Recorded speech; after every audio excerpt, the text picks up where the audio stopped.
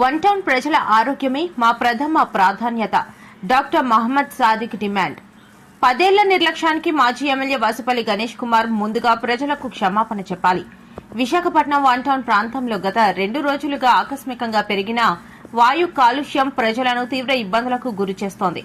ఈ పరిస్థితిని మేము అత్యంత బాధ్యతతో స్వీకరిస్తున్నాం.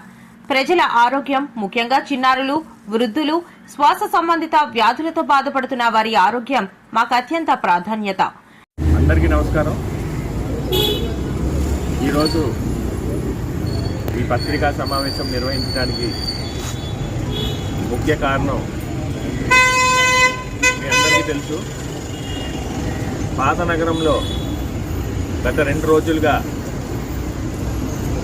కాలుష్య తీవ్రత ఎక్కువై ప్రజలందరూ కూడా చాలా ఆందోళన చెందుతున్నారు. మన కూటమి ప్రభుత్వం వచ్చిన తర్వాత ఎస్పెషల్లీ ఇక్కడ విశాఖ దక్షిణ నియోజకవర్గంలో ఎమ్మెల్యే గారు వంశీకృష్ణ శ్రీనివాస్ గారు అనేక పొల్యూషన్ నియంత్రణ కోసం కోర్టులో కూడా మీటింగ్స్ పెట్టడం జరిగింది.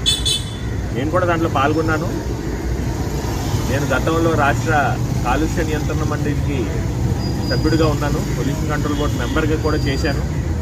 ఈ కాలుష్య నియంత్రణ పట్ల అవగాహన ఉంది కాబట్టి ముఖ్యంగా గత 2-3 రోజులుగా ఈ కాలుష్య శాతం ఎక్కువై ప్రజలు చాలా ఆందోళన పడుతున్నారు. మీరు చూస్తే ప్రజలందరూ కూడా భయాందోళన చెంది ఈ వీడియోలన్నీ కూడా షేర్ చేస్తున్నారు. ఏదైతే వీధుల్లో, అలాగే మీరు చూస్తే ఇక్కడ వాహనాలు కానీ ఈ పాత నగరంలో ఇక్కడ ఈ జంక్షన్లో ఈ ప్రెస్ మీట్ పెట్టడానికి ముఖ్య కారణం ఏంటంటే మీ అందరూ తెలియాలి ఇక్కడ సిచ్యువేషన్ ఎలా ఉందనేది. ఎస్పెషల్లీ ఈ వన్ టౌన్ ప్రాంతం ముఖ్యంగా ఏంటంటే ఒక ఐలాండ్ లాంటి ప్రాంతం. 2 పక్కల సముద్రం ఉంది. సో గాలి మీకు తూర్పు నుంచి వచ్చినా పశ్చిమం నుంచి వచ్చినా సరే ఎక్కువగా నష్టపోయేది ఈ పాత నగరం వన్ టౌన్ ప్రాంతం వాసులే. అంటే మీకు ఇలాగ శాండ్విచ్ లాగా అయిపోతుంటారు అనమాట.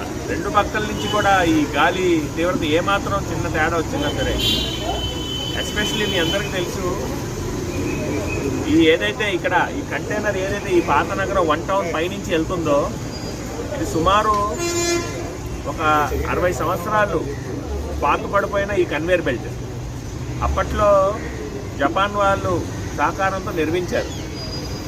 అయితే అప్పటి నుంచి ఐరన్ ఓర్ అనేది ఎక్స్పోర్ట్ చేసేవారు ఇక్కడి నుంచి. అయితే ఈ ఐరన్ ఓర్ ఎక్స్పోర్ట్ చేయడం ఎప్పటి నుంచే చేస్తున్నారు. కానీ ఈ మధ్యలో ఒక కొత్త పరిశ్రమకి ఎస్ఆర్ పరిశ్రమలు ఎవరికో ఈ కంటైనర్ చాలు కన్వేయర్ బెల్ట్ అలాగే ఈ ఓఆర్ఎస్ జెట్టి అనేది ఇవ్వడం జరిగింది.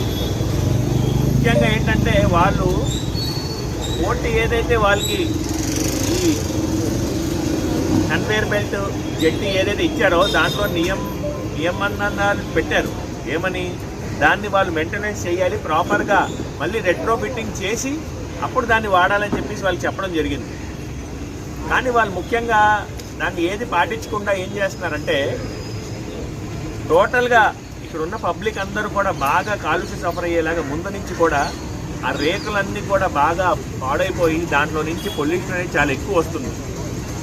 దాంతోపాటు ఈ 2 రోజుల నుంచి మన కోట పరిసర ప్రాంతాల నుంచి వేదాంత ఏదైతే పక్కన ఉందో ఆ వేదాంత స్టాకింగ్ యార్డ్ నుంచి కూడా ఎర్ర కలర్ మట్టిలాగా టోటల్గా పబ్లిక్ అందరూ కూడా సఫర్ అయ్యే విధంగా వస్తుంది.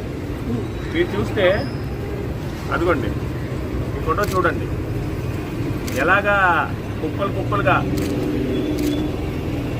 ఇలాగా నిలువుగా పెట్టినప్పుడు ఈ ఎర్ర కుప్పలు ఏవైతే మధ్యలో ఉన్నాయో ఈ కుప్పలు ఇలాగా ఓపెన్గా ఉంచడం వల్ల మామూలుగా అయితే మోతాదుకు మించి, ఎందుకంటే పొల్యూషన్ అనేది మీకు తెలుసు టోటల్గా ఎవరు ప్రివెంట్ చేయలేరు. అందుకే పొల్యూషన్ కంట్రోల్ బోర్డ్ అని అంటారు. పొల్యూషన్ని కంట్రోల్ చేయాలి.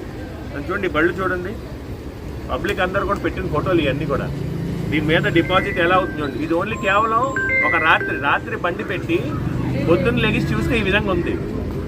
మీడియా అందరినీ కూడా నేను రిక్వెస్ట్ చేసేది ఇంకోటి ఏంటంటే, వెళ్ళినప్పుడు ఇక్కడ చాలా వెహికల్స్ ఉన్నాయి, ఇక్కడ చాలా ఆటోలు ఉన్నాయి, దాని మీద కూడా మీరు ఎంత డిపాజిట్ అవుతుంది అనేది విజువల్స్ కూడా తీసుకోమని చెప్పి మీకు రిక్వెస్ట్ చేస్తున్నాను. చూడండి, గాలి వచ్చినప్పుడు ఎలాగా ఏ తీవ్రతో ఎగిరి ఇది ప్రజల మధ్యలో ప్రజల తాలూకా ఎవరైతే ఉంటున్నారో ఆ నివాస చోట్ల ఇలా వస్తున్నాయి.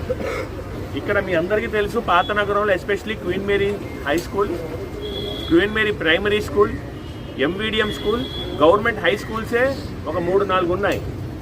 దాంతోపాటు ఇక్కడ ప్రైవేట్ పెద్ద స్కూల్స్ కూడా ఉన్నాయి. సెంట్ లాసీ స్కూల్ ఉంది, సెయింట్ జాన్స్ ప్యారిస్ స్కూల్ ఉంది, పోర్ట్ క్యాథలిక్ స్కూల్స్ ఉన్నాయి, సుమారు 4-5 హై స్కూల్స్ కూడా ఉన్నాయి.